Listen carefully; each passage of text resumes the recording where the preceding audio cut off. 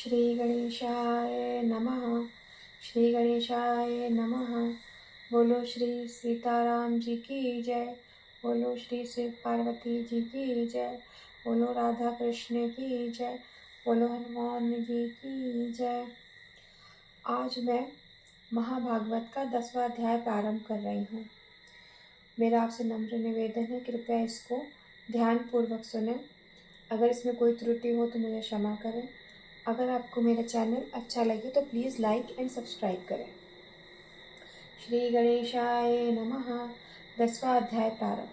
आज 10वें अध्याय में हम पढ़ेंगे सीता जी के यज्ञ कुंड प्रवेश का समाचार सुनकर भगवान शंकर का शोक से विहल होना, उनके तृतीय नेत्र की अग्नि से वीरभद्र का प्राकट्य, वीरभद्र द्वारा दक्ष का यज्ञ विध्वंस कर उसका सिर काटना, ब्रह्मा जी का शंकर से यज्ञ पूर्ण करने की प्रार्थना करना, भगवान शंकर की कृपा से दक्ष का जीवित होना। श्री महादेव जी बोले, इसके बाद ब्रह्मा जी के पुत्र मुनि श्रेष्ठ नारद जी वहाँ कैलाश पर आकर इसके बाद ब्रह्मा जी के पुत्र मुनि श्रेष्ठ नारद जी वहाँ आकर देवादिदेव त्रिलोचन शिव से अश्रु पूरित नेत्रों से कहा, देव देव आपको नमस्कार है महेश्वर। मैं नारद दक्ष प्रजापति के घर से आया हूँ। आपने यह समाचार सुना है या नहीं कि आपकी प्राण प्रिय सती दक्ष प्रजापति के यज्ञ में गई हुई थी। वहाँ आपकी निंदा सुनकर उन्होंने क्रोधित होकर अपना देह त्याग दिया। दक्ष सती ऐसा बार बार आक्षेप करके पुनः यज्ञ करने में लग गए। देवगण आहुति ग्रहण करने लगे। नारद के मुख से यह महान कष्टकारी बात सुनकर 3 नेत्र वाले देवादिदेव शिव ने शोकाकुल होकर बहुत तरह से विलाप किया। हाँ सती, मुझे शोक सागर में छोड़कर तुम कहाँ चली गई हो? अब मैं तुम्हारे बिना कैसे जीवित रहूंगा? पिता के घर जाने के लिए मैंने तुम्हें अनेक तरह से रोका था। शिव, क्या उसी से रुष्ट होकर तुमने मेरा परित्याग करके चली गई? महामुनि इस प्रकार बहुत तरह से विलाप कर लाल लाल नेत्रों तथा मुख वाले त्रिलोचन महादेव कुपित हो उठे। भगवान रुद्र को कोपाविष्ट देखकर सभी प्राणी भयभीत हो गए। सारा जगत अत्यधिक विक्षुब्ध हो उठा और पृथ्वी डोलने लगी। उनके ऊर्ध नेत्र से उत्पन्न तेजस्वी अग्नि प्रादुर्भाव हुई तथा अग्नि से एक परम पुरुष उत्पन्न हुआ। विशाल विग्रह धारण करते हुए वह कालांतक यमराज के समान प्रतीत हो रहा था और प्रज्वलित अग्नि से स्फुलिंगों को आभा 3 भयानक नेत्रों से युक्त था। वह समस्त अंगों में विभूति धारण किए हुए था। अपने ललाट पर उसने अर्ध चंद्रमा को मुकुट की भांति धारण कर रखा था और मध्यकालीन करोड़ों सूर्यों की आभा तथा जटाजूट से उसका मस्तक सुशोभित हो रहा था। देवादिदेव महेश्वर महादेव को प्रणाम करके और तथा 3 बार उनकी प्रदक्षिणा करके देवादिदेव महेश्वर महादेव को प्रणाम करके 3 बार उनकी प्रदक्षिणा कर उसने दोनों हाथ जोड़कर उनसे कहा, पिताजी मैं क्या करूं? यदि आप मुझे आज्ञा दें तो मैं अभी आधे क्षण में चराचर ब्रह्मांड को नष्ट कर डालूंगा। क्या इंद्र आदि श्रेष्ठ देवताओं को उनके बाल पकड़कर आपके सामने ला दूं? विभो, यदि आप कहें तो मैं यमराज को भी मार डालूं। महेशान, यह मेरी प्रतिज्ञा है। मैं आपसे यह सच सच कह रहा हूँ। जिनके शमन के लिए आप मुझे इस समय कहेंगे मैं उसका शमन कर दूंगा, चाहे वह सुर श्रेष्ठ इंद्र ही क्यों न हो। यदि वैकुंठ विष्णु भी उसकी सहायता करने लगेंगे तो आपकी आज्ञा से मैं उन्हें भी कुंठित अस्त्र वाला कर दूंगा। शिव जी बोले, तुम्हारा नाम वीरभद्र है। तुम मेरे प्रमथ गणों के अधिपति हो। मेरी आज्ञा से दक्ष नगर में जाकर तुम शीघ्र ही उसके यज्ञ को नष्ट कर डालो। वत्स, मेरा परित्याग करके जो देवतागण वहां गए हैं और उस दक्ष की सहायता कर रहे हैं, मेरी आज्ञा से तुम उनका भी निग्रह करो। मेरी निंदा करने में संलग्न दक्ष प्रजापति का मुख भी काट डालो। पुत्र, वहां शीघ्र जाओ, विलंब मत करो। वीरभद्र से ऐसा कहकर त्रिनेत्रधारी महादेव शिव ने लंबी सांस छोड़ी। उनसे हजारों शिवगण उत्पन्न हो गए। वे सब के सब भयानक कर्म करने वाले, युद्ध विद्या में पूर्ण पारंगत थे। वे अपने हाथों में गदा, खड्ग, मूषल, पाश, त्रिशूल, पाषाण आदि अस्त्र लिए हुए थे। इन गणों से घिरे हुए महामती वीरभद्र परमेश्वर शिव को प्रणाम कर 3 बार उनकी प्रदक्षिणा करके वहां से चल पड़े। तत्पश्चात वे सभी प्रमथ गण सिंहनाद करके क्षण भर में ही दक्षपुरी पहुंच गए। वहां उनका यज्ञ चल रहा था। इसके बाद क्रोध युक्त वीरभद्र ने कोपाविष्टि प्रमथ गणों से कहा, शीघ्र ही यज्ञ का नाश कर दो और देवताओं को भगा दो। उसके बाद उन प्रमथ गणों ने महायज्ञ का विध्वंस कर डाला। कुछ गणों ने यज्ञ के खंभे उखाड़कर उन्हें 10 दिशाओं में फेंक दिया। किसी ने यज्ञ कुंड की अग्नि बुझा दी तथा अन्य हव्य खाने लगे और क्रोध से लाल लाल आंखें कुछ गण देवताओं को खदेड़ने लगे। इस प्रकार उन भयानक रूप वाले प्रमथ गणों के द्वारा विध्वंस किए गए यज्ञ को देखकर विष्णु ने वहां आकर प्रमथ गणों से ये वचन कहा, तुम लोग ने यज्ञ क्यों नष्ट किया और देवताओं को क्यों भगा दिया? तुम लोग कौन हो? इन सभी बातों को बताओ, देर मत करो। प्रमथों ने कहा, प्रभु, हम लोग देवादिदेव शिव के द्वारा भेजे गए प्रमथ गण हैं। हम शिव को अपमानित करने वाले इस महायज्ञ का नाश कर रहे हैं। इस बीच प्रतापशाली वीरभद्र क्रोध में आकर प्रमथ गणों से कहा, शिव के प्रति द्वेष भाव रखने वाला यह दुराचारी दक्ष कहाँ है? इसी बीच प्रतापशाली जो वीरभद्र स्वयं शिवजी से प्रकट हुआ, उनकी क्रोधाग्नि से प्रकट हुआ, वो अपने प्रमथ गणों के पास आकर उनसे पूछता है कि शिव के प्रति जो वो द्वेष रखता है दक्ष, वो कहाँ है और हवि ग्रहण करने वाले देवगण कहाँ हैं? इन सभी को पकड़कर मेरे सामने लाओ। इस प्रकार आदेश पाकर प्रमथ गण क्रोधित होकर 10 दिशाओं में दौड़ पड़े और क्रोधाभिभूत होकर सभी देवताओं को पकड़ पकड़ कर रौंदने लगे। कुछ गणों ने सूर्य को पकड़कर उसके दांतों को चूर चूर कर दिया। किसी गण ने अग्निदेव को बलपूर्वक पकड़कर उसकी जीभ काट ली। किसी ने भय के मारे भागते हुए मृग रूपधारी यज्ञ पुरुष का शर काट लिया। किसी ने देवी सरस्वती की नाक काट ली। किसी गण ने आर्यमाक की 2 भुजाएं काट दी, तो दूसरे गण ने अंगिरा ऋषि के होठ ही काट लिए। किसी गण ने यम, नृत्य और वरुण को बांध लिया। ब्राह्मणों को देखकर उन्हें विनय पूर्वक प्रणाम करके प्रमथ गणों ने कहा, विप्रगण, आप लोग भय का त्याग कर दीजिए, यहाँ से चले जाइए। उसे सुनते ही सभी ब्राह्मण यज्ञ में प्राप्त वस्त्र, अलंकार आदि लेकर अपने साथ घर चले गए। परम बुद्धिमान इंद्र ने मोर का रूप धारण कर लिया और उड़कर पर्वत पर जाकर छिपकर यह सब कौतुक देखने लगा।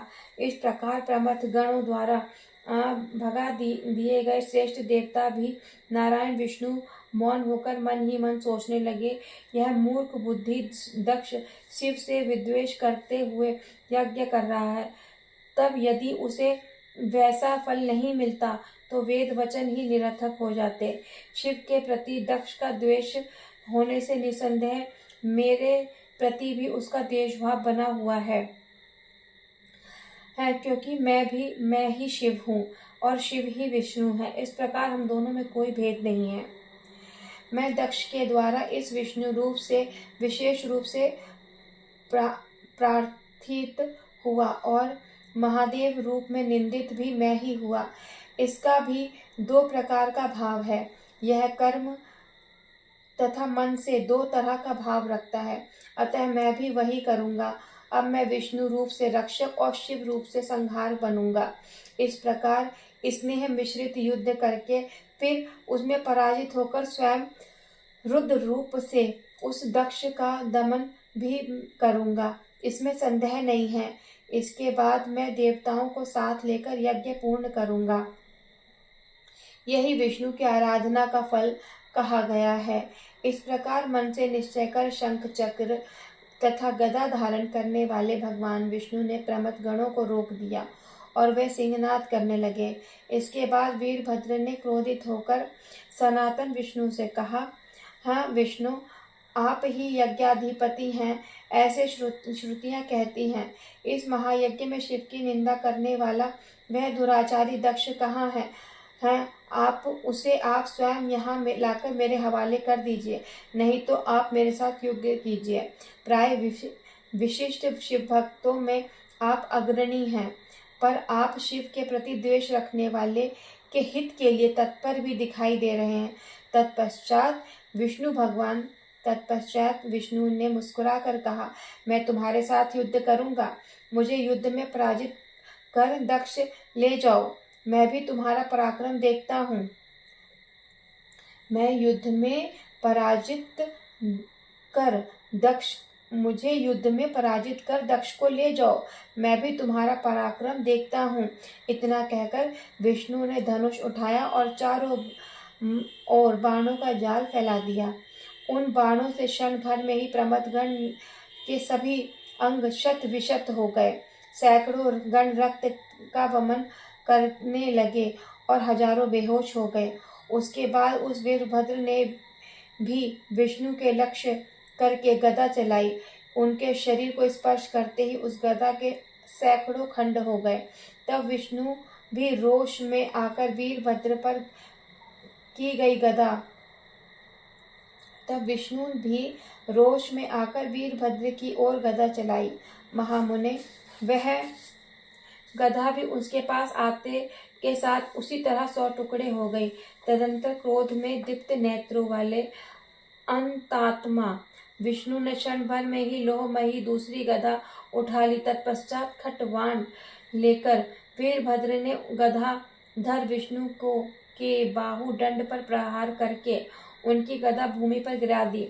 इससे अत्यंत कुपित विष्णु ने अपने तेज से प्रज्वलित महाभयंकर सुदर्शन चक्र को उस वीरभद्र के ऊपर चला दिया। मतलब भगवान विष्णु ने अंत में वो सुदर्शन चक्र ही वीरभद्र पे चला दिया। और वीरभद्र जो है वो स्वयं शिव जी का अवतार, मतलब शिव जी के क्रोध से उत्पन्न हुए हैं। अब इसके बाद देखते हैं क्या हुआ। उसे देखकर वीरभद्र भी मन में भगवान शिव का स्मरण किया। उसे देखकर वीरभद्र ने मन में ही शिव जी का स्मरण किया। उसे वीरभद्र के कंठ तक पहुंचा हुआ वह चक्रमाला की भांति सुशोभित होने लगा। तत्पश्चात युद्ध में भगवान विष्णु ने क्रुद्ध होकर सैकड़ों सूर्यों की कांति वाला खड्ग ले लिया और वीरभद्र को मारने के लिए दौड़े। तब विशाल भुजाओं वाले प्रतापी वीरभद्र ने उसी क्षण अपने हुंकार मात्र से खड्ग तथा उन विष्णु दोनों को स्तंभित कर दिया। इसके बाद क्रोधोन्मत्त वह वीरभद्र स्तंभित हुए उन विष्णु को मारने के लिए शूल और मुद्दर उठाकर उनकी ओर झपटा। उसी बीच यह आकाशवाणी हुई, वीरभद्र रुक जाओ। युद्ध में इस तरह से क्रोध को प्राप्त होकर तुम अपने को ही भूल गए हो। जो विष्णु है वही शिव है और जो शिव है वही स्वयं विष्णु है। इन दोनों में कहीं कोई अंतर नहीं है। यह सुनकर महामती वीरभद्र ने शिव स्वरूप विष्णु को नमस्कार कर दक्ष के केश पकड़कर यह वचन कहा, प्रजापति, तुमने जिस मुख से परम पुरुष देवेश्वर शिव की निंदा की है, अब मैं उस मुख पर प्रहार करता हूँ। ऐसा कहकर क्रोध से उत्पन्न लाल नेत्रों वाले वीरभद्र ने दक्ष के मुख पर बार बार प्रहार करके अपने नख के अग्रिम भाग से उसे काट डाला। साथ ही जो लोग महादेव की निंदा सुनकर हर्षित हुए थे, प्रमथपति धीपति वीरभद्र ने उनकी जीभ और कान काट डाले। इस प्रकार यज्ञ के विनिष्ट हो जाने पर ब्रह्मा जी कैलाश पर्वत पर गए और शिव को प्रणाम करके यज्ञ विधान के लोक की बात कहने लगे। ब्रह्मा जी महादेव जी से बोले, आप ऐसा क्यों कर रहे हैं? जगन्माता ब्रह्म रूपिणी सती तो सनातन है, उनका देह ग्रह और जन्म लेना है तो भांतिपूर्ण और विडंबना मात्र है। वे तो जगत व्यापिनी महामाया है।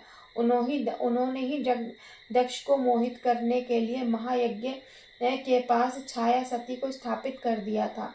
दक्ष प्रजापति को मोहित करने के उद्देश्य से वहां छाया यज्ञाग्नि में प्रवेश कर गई और परा प्रकृति भगवती स्वयं आकाश में विराजमान हो गई। क्या आप उस रहस्य को नहीं जानते? फिर ऐसा क्यों कर रहे हैं?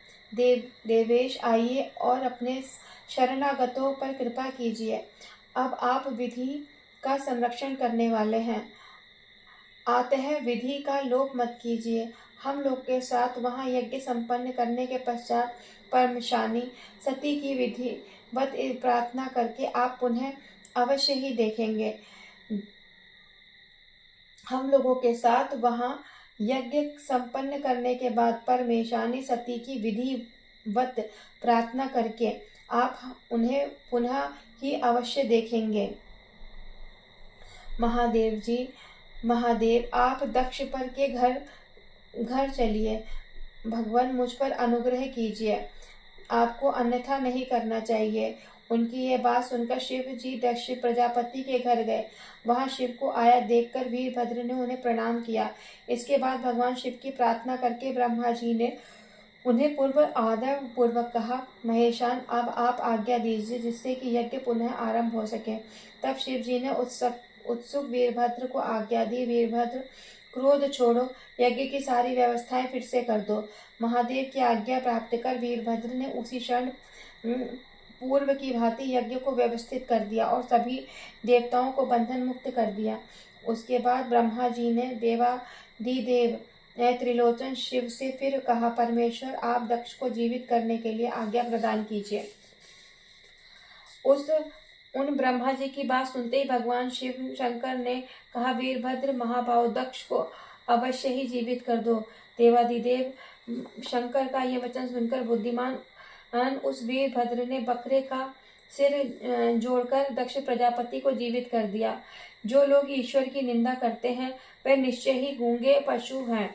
मुने ऐसा विचार करके वीरभद्र ने दक्ष को बकरे का सिर जोड़ा था। ब्रह्मा जी से प्रार्थना करने पर सभी देव भयमुक्त होकर पुनः आ गए।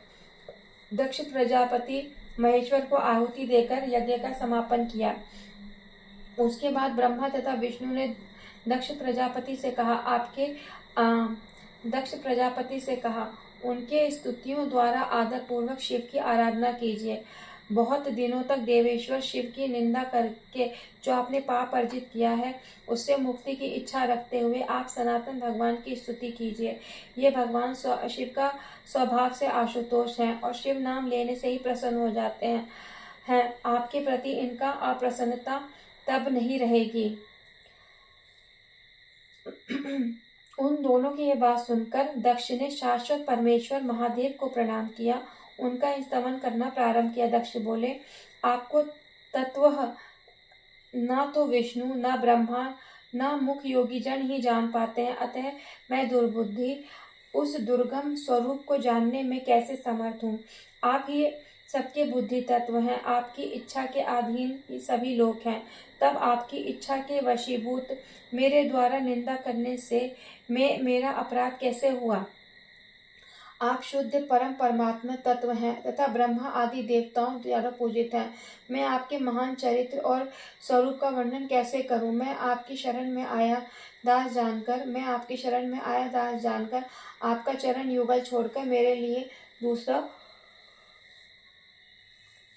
अवलंब क्या है। शंभु आप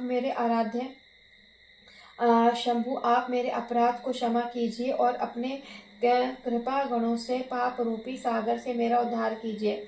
पशुपते आप स्वयं परमेश्वर हैं। इस जगत में जो भी निर्बल तथा महान लोग हैं वे अ, आपके ही स्वरूप हैं, आपके ही रूप है, क्योंकि वह विश्वरूप हैं। उस आप परमेश्वर के विद्यमान रहते हुए मेरे द्वारा की गई निंदा से उत्पन्न पाप कैसे रह सकता है। मतलब कहने का मतलब है यहाँ पे दक्ष प्रजापति जी ये कहना चाहते हैं कि आपके रूप को स्वयं ब्रह्मा विष्णु महेश भी नहीं जानते, तो फिर मैं कैसे जान पाऊंगा। विश्वेश्वर कृपा पूर्वक मुझ शरणागत और दीन की रक्षा कीजिए। आपके चरण कमल के पराग को अपने सिर पर धारण करके ही ब्रह्मा विष्णु समस्त देवताओं द्वारा वंदित चरण वाले हो पाए हैं, इस सभा में आए हैं हुए हैं। आप सुरेश्वर को जो मैं अपने नेत्रों से देख पा रहा हूँ, वे भी मेरे पूर्वजों के अतुलनीय भाग्य हैं। इस जगत में सभी देहधारियों में कुबुद्धि तथा सुबुद्धि के रूप में आप ही हैं। आप ही सबकी निंदा और वंदन के पात्र हैं। आप ही अतः मेरा कोई अपराध नहीं है। दक्ष के इस प्रकार प्रार्थना करने पर आशुतोष दयानंद भगवान शिव ने दोनों हाथों से उन्हें खींचकर उठा लिया। शिव के अंगों से स्पर्श मात्र से दक्ष प्रजापति कृतकृत हो गए और अपने जीवन मुक्ति को समान महान भाग्यशाली समझने लगे। मन वाणी शरीर से परम भक्ति से प्रसन्न होकर दक्ष प्रजापति ने अनेक विध उपहारों के द्वारा शंकर का बहुत सत्कार किया। उसके बाद ब्रह्मा जी ने महादेव से को पुनः भक्ति पूर्वक कहा, परमेश्वर एकमात्र आप भगवान सदाशिव ही हैं जो भक्तों पर अनुकंपा करने वाले हैं, क्योंकि आपने अनुग्रह पूर्वक मेरी प्रार्थना सुनकर दक्ष प्रजापति की रक्षा की। आपको छोड़कर यदि देवतागण कहीं भी यज्ञ में जाएंगे तो वे उसी क्षण निश्चय ही पूर्वोक्त दिशा को प्राप्त हो जाएंगे, पूर्वोक्त दशाओं को प्राप्त होंगे। जो नराधम यज्ञ में बिना अन्य देवताओं का यजन करेंगे, उनका यज्ञकार नष्ट हो जाएगा और वे महापाप के भागी होंगे। इस प्रकार श्री महाभागवत पुराण के अंतर्गत श्री महादेव नारद संवाद दक्ष यज्ञ विध्वंस वर्णन नामक 10वां अध्याय संपूर्ण हुआ। बोलो श्री शिव पार्वती की जय। बोलो राधे कृष्ण की जय। बोलो सीताराम की जय।